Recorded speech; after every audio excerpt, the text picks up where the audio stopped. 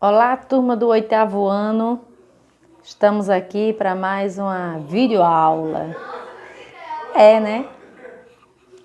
Enquanto a nossa distância for mantida pela pandemia, só nos resta nos encontrarmos na maneira virtual, né? Então, estamos aqui para mais uma videoaula e, como eu sempre digo, livro na mão. Vamos lá? Bom, pessoal, o nosso assunto de hoje é o capítulo 6 do livro de vocês, que tem por título A Formação dos Estados Unidos.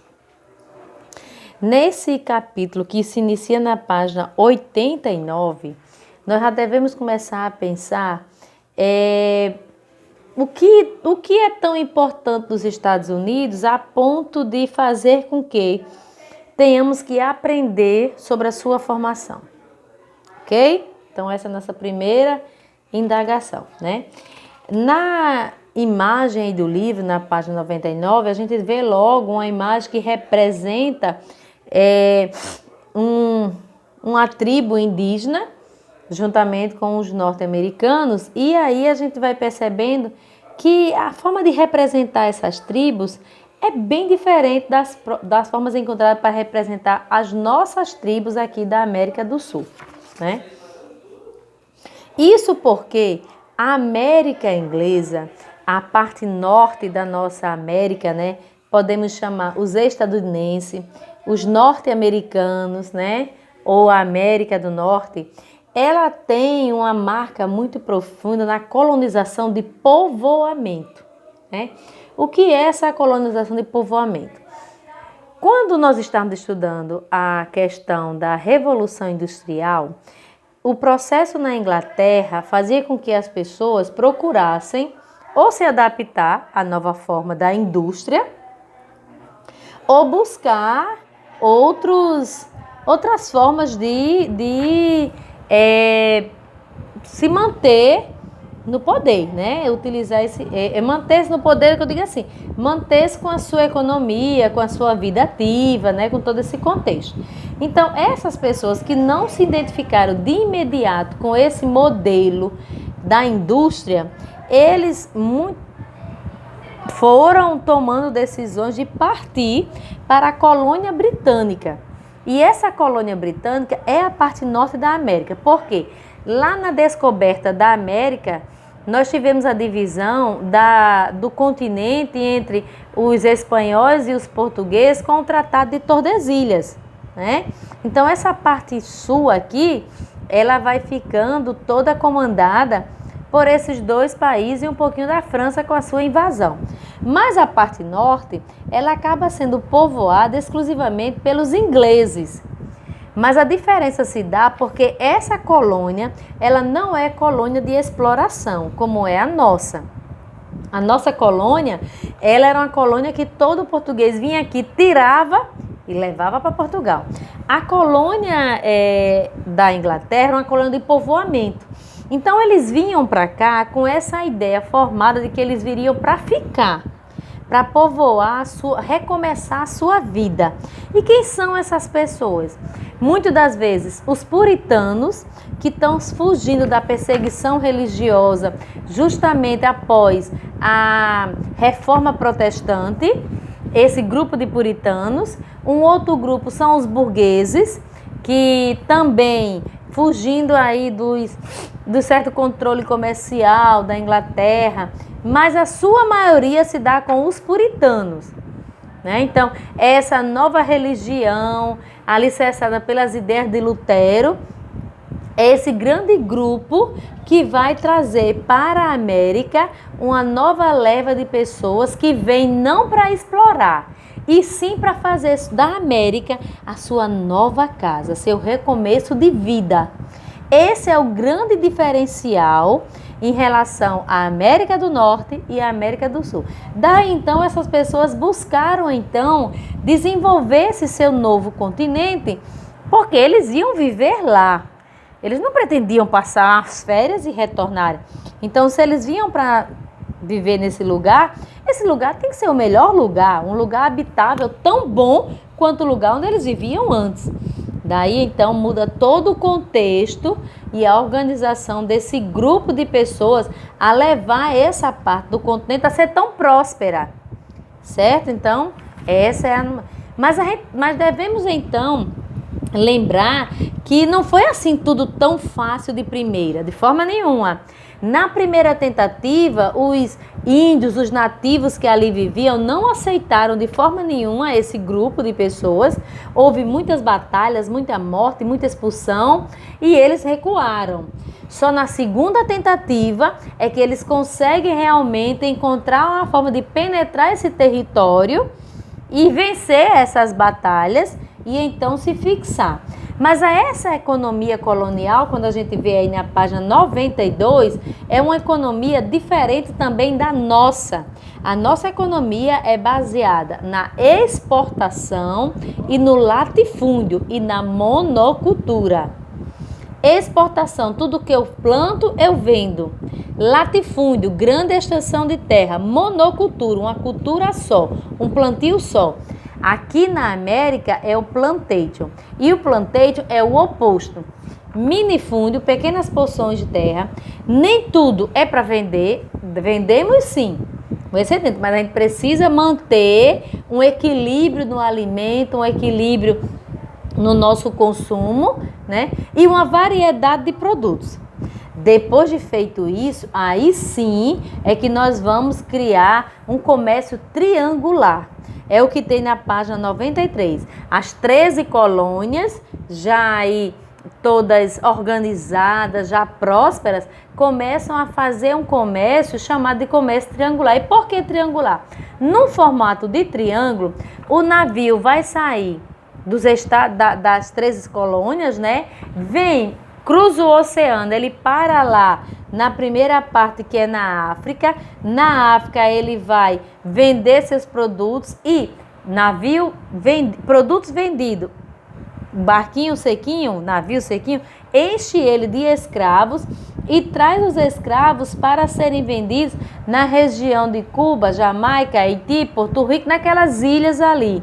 Vendido aqueles escravos, agora sim, com aquele dinheiro eu vou comprar a cana, o mel, a cachaça, os produtos que eram daquela região e levo para a América. Então, um comércio triangular, no formato aí. Então, quando uma embarcação saía para o Atlântico, ele não saía para entregar um produto e voltar vazio. Ele fazia aí um triângulo para entregar e vender mercadorias. Por isso o nome comércio triangular. Esse comércio foi rendendo muitos e muitos lucros. E é daí então, já desse princípio, que essa parte da América é muito mais próspera economicamente do que a nossa parte aqui da América Central e América do Sul, né? Porém, a Inglaterra concede de imediato uma liberdade tremenda aos colonos que vêm para a parte da sua colônia. Mas, quando esses colônios começam a prosperar, começam a enriquecer, a se dar bem, aí a Inglaterra resolve cobrar impostos. Mas esses impostos não são bem aceitos. Por quê? Até então, a Inglaterra não se importava com a colônia. Eles chegaram aqui, não tinham nada e eles tiveram que fazer tudo. Agora que está dando certo, a Inglaterra aperta o cerco e diz, não, vamos cobrar impostos. É o que a gente está vendo na página 94. E aí, ao apertar esse cerco, iniciou-se uma guerra civil entre os colonos da América do Norte e os seus próprios povos colonizadores da Inglaterra. Nós tivemos aí a lei do açúcar, nós tivemos a lei do chá. A lei do chá merece um destaque muito grande porque eles destruíram um grande carregamento de chá que chegava na colônia, né, na América do Norte. E essa destruição desse chá rendeu um mal-estar profundo até que a Inglaterra ampliou a perseguição em impostos, colocando as chamadas leis intoleráveis. E como o nome já diz, eles não aceitaram, porque eram leis muito severas. Daí então a América do Norte decide lutar pela sua independência.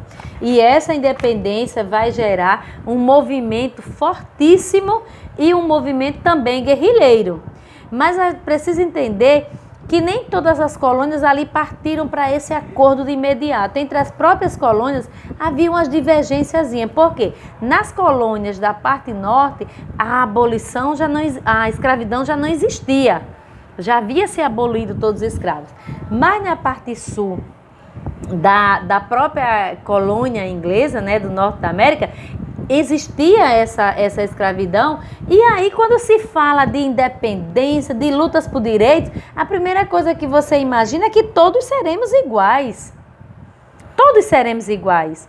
Mas será que aqueles que eram donos de escravos queriam essa igualdade? Então, dentro das próprias colônias, começaram a ter divergências de entendimento sobre esse processo de independência. Verdade é que eles conquistaram a sua independência, proclamaram a sua Constituição, mas asseguraram na sua Constituição uma cidadania limitada. Página 97 do seu livro. Que cidadania limitada é essa? Nem todos conquistaram esse direito. Exatamente aqueles escravos africanos que estavam na parte sul aqui da colônia não conquistaram esse direito. Então nós tivemos aí uma independência que não foi para todos, uma liberdade que não chegou a todos, mas já era o ápice da independência, já era o ápice do modelo a ser seguido pela América na sua totalidade. Então a independência dos Estados Unidos, ela precisa ser estudada por nós. Por quê? A perguntinha lá do início da aula. Porque foi a partir dela que outras colônias, como Brasil, como México, França, tantos outros, a partir dessas imaginaram, se eles conseguiram a independência, nós também poderemos conseguir. É bem interessante observar que quando é feita a proclamação da República no Brasil, nós copiávamos tantos modelos norte-americanos que a nossa primeira bandeira era igual à bandeira norte-americana. Só que as listras eram verde e amarelo, o quadradinho era azul e as estrelas eram brancas. Mas as cores mudavam, mas o modelo, o formato era idêntico. Porque era dali que nós copiávamos o nosso modelo ideal a ser. Parece que copiamos até hoje, hein, gente? Infelizmente, mas copiamos muita coisa. Às vezes nem nos cabe. Nem cabe pra gente aquele modelo. Mas a gente imagina, se deu certo lá, tem que dar certo aqui. Mas nós temos as nossas particularidades, as nossas diversidades, a variedade cultural. Há uma divergência tão grande entre aqui e um outro país, que não é porque uma coisa deu certo lá que tem que dar certo aqui. Não é assim. Nós somos únicos como brasileiros. Nós temos as nossas particularidades a serem respeitadas e não copiadas, né? Então, a importância de estudarmos esse processo de independência na América se dá para que a gente possa compreender toda essa chuva, essa leva de independência a partir dos Estados Unidos que vai percorrendo essa onda, que vai percorrendo toda o nosso continente americano, tá? E aí no livro de vocês você tem um exercício muito bom na página 98, na página 99, na 100 e na 101. Que nós vamos fazer junto também a página 102. Vamos fazer junto lá pelo Google Meet. Deixa eu falar uma coisa para vocês que eu esqueci de falar lá no início da aula. Pessoal, eu só estou optando por fazer a aula gravada no vídeo porque é um assunto novo. Então, quando eu sei que está no vídeo, vocês podem ver e rever quantas vezes vocês quiserem. Isso dá uma condição para que vocês possam pensar sobre aquilo que nós estamos conversando. Mas teremos sim o nosso encontro no Google Meet na próxima semana, para que a gente possa ampliar o nosso conhecimento, principalmente com os exercícios, tá? Eu espero que vocês leiam o capítulo que eu falei, o capítulo proposto, para ampliar esse conhecimento. Não precisa ficar somente nas minhas palavras. Eu espero que vocês visitem outros canais, outros contextos históricos, outros textos que nós temos no Google, enfim, que busquem outros caminhos para conhecerem mais. Verdade é que a aula está acabando. O que eu tenho para dizer é que fiquem tranquilos, se cuidem, fiquem em casa, façam o que puderem fazer para proteger a si e ao próximo. E brevemente nos encontraremos para matar essa saudade de um abraço gostoso, né? Tchau, pessoal. Dá um like para não perder o costume. Valeu, pessoal. Tchau.